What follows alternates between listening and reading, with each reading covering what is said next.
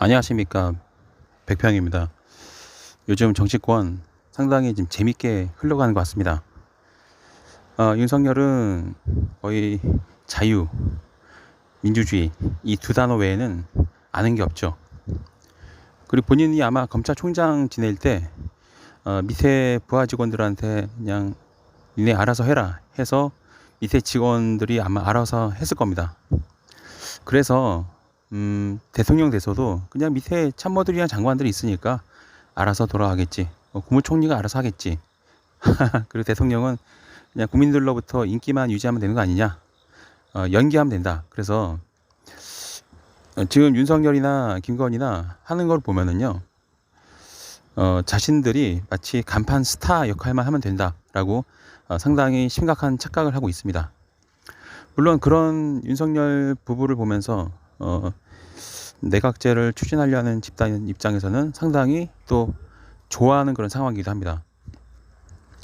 자, 근데 이럴 때일수록 점점 더 아마 민주당 지지자들과 진보 진영에서는 이재명이 유일한 답이다라고 생각을 점점 더 강하게 하실 거예요.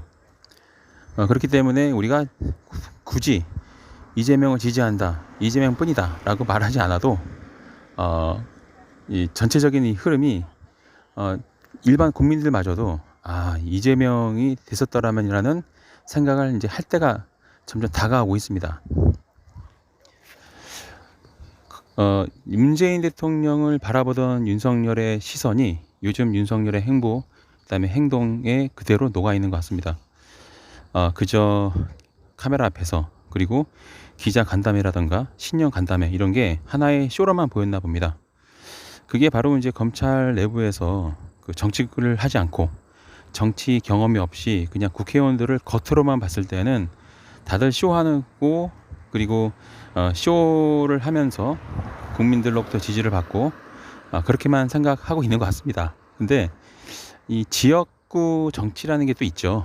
국회에서 하는 모습이 정치 쇼일 수도 있지만, 근데 대신 이제 제가 전에 한 5년 정도 민주당 당원 활동할 때 정말 미친 듯이 홍보를 했잖아요. 예를 들면 국회의원들 10년치 정도 또는 5년치 정도 쫙 뭐 했나 끌어와서 전부 다 방송도 했었죠. 민주당에는 그 정치 선동하는 그런 의원들도 있지만, 아울러 동시에 조용히 묵묵히 지역 정치 열심히 하는 분도 계시고요. 그래서 예를 들면은 송파구, 예를 들면은 여기는 이제 남인순 의원이 있잖아요.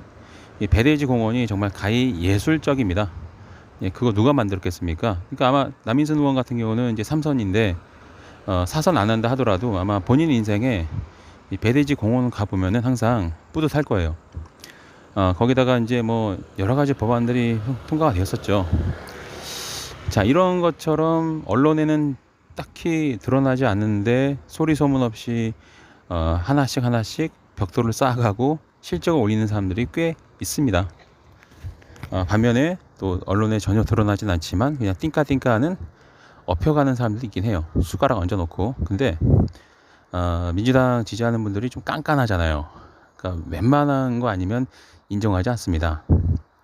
그렇기 때문에 여기 그 진보 진영에 보면은 이 유튜브 구독자가 막 100만 넘어가는 게 많지가 않습니다.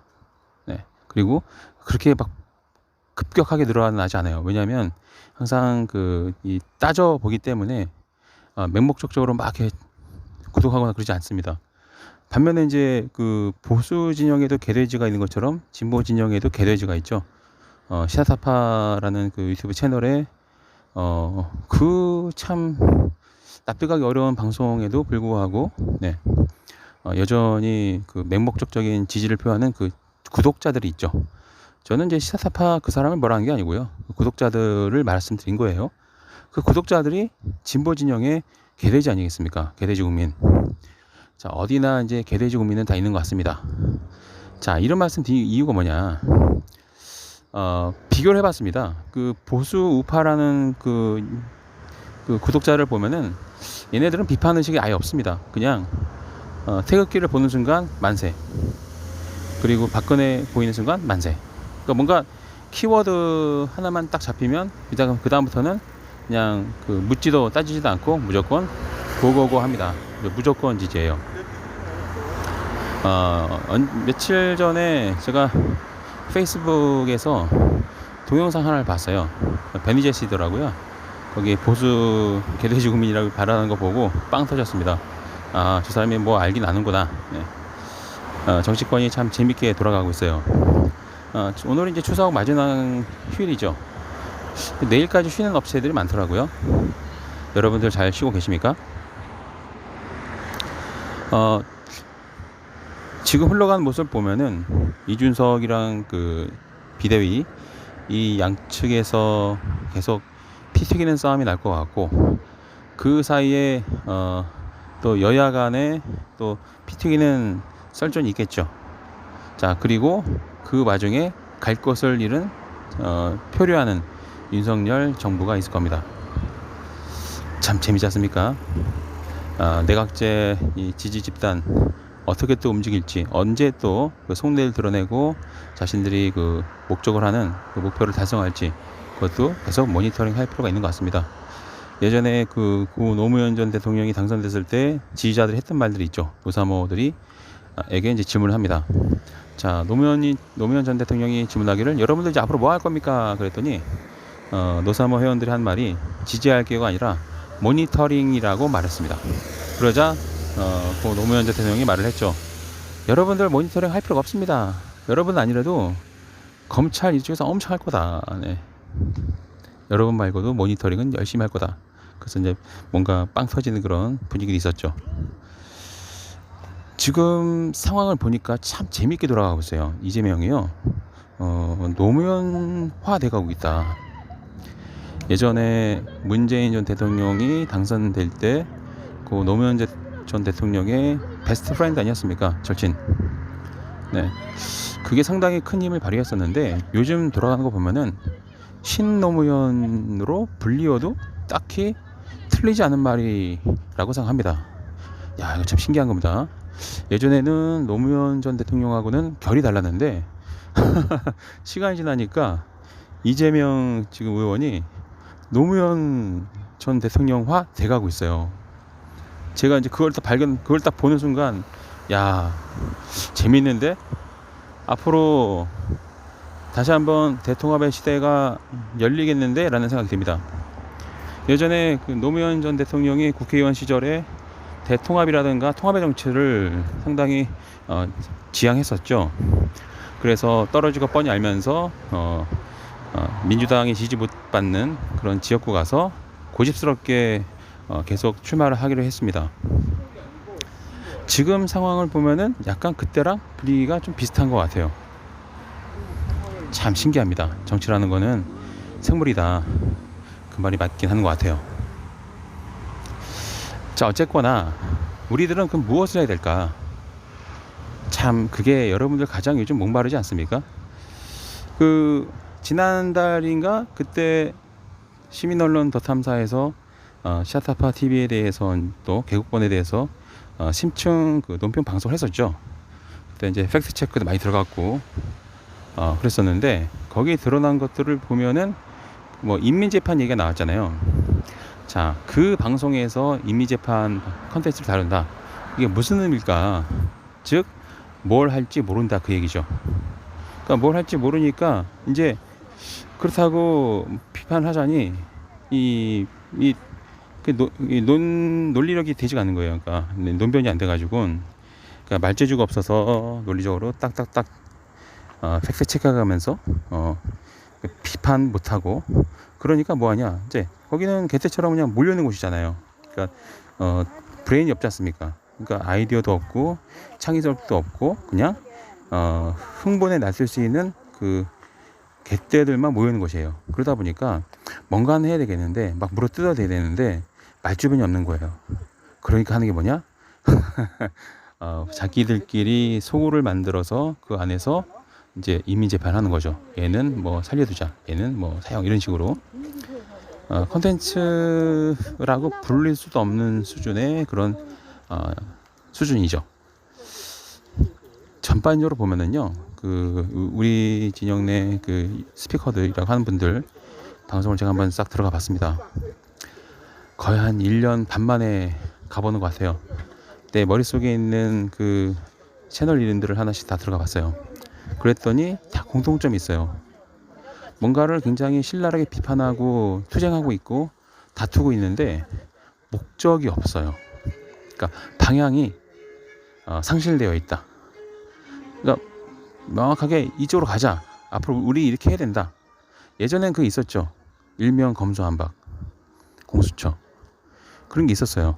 그리고 총선 때는 뭐 한일전 이런 게 있었어요. 그러니까 그때 매년 그 프레임이 있었어요. 근데 요즘 여러분들 뉴스공장을 봐도 그렇고 프레임이 사라졌습니다. 이제 프레임도 사라지고 그리고 방향성도 사라졌고 그리고 큰 어떤 그 이슈도 사라졌어요. 그야말로 이제 거의 뭐를 해야 될지 모르는, 그러다 보니까 서로 난타전. 그 오늘 아마 이 시간에도 더탐사는 생방을 하는 것 같습니다. 근데 그 방송 컨텐츠 내용을 가만히 들어보면은 거의 김건희 얘기 거의 줄을 이루고 있고, 그리고 역사 이야기, 그 다음에 윤석열에 대한 얘기, 그게 줄을 이루고 있어요. 그게 무엇을 의미하느냐? 방향을 상실했다는 겁니다. 사실 그 논문 표절 이 부분은 특검을 발의한 건 잘한 거예요. 근데 좀 작다. 그리고 또 하나, 일단은 허위사실 공표 선거법 위반에 대해서 고발한 거는 저는 잘했다고 생각합니다. 왜냐하면 법 위반에 대해서는 그 상응한 조치를 취해야겠죠. 잘했다고 봅니다. 저는 그게 또 어떻게 흘러갈지도 궁금하고요. 그리고 이로 인해서 이제 한 가지 시험 때 올라가는 그 기관이 있죠. 공수처. 공수처가 과연 제대로 작동할 수 있을까? 거기에 대해서도 좀 기대감 반, 그리고 결과에 대한 호기심 반. 그래서 호기심과 기대감 두 개가 지금 발동하고 있습니다. 저만의 생각은 아닐 거예요. 전반적으로 흘러가는 게 큰 틀을 좀 보면 재밌다는 생각이 들 겁니다. 여러분들도 한번 시간 되시면 한번 그 생각해 보세요.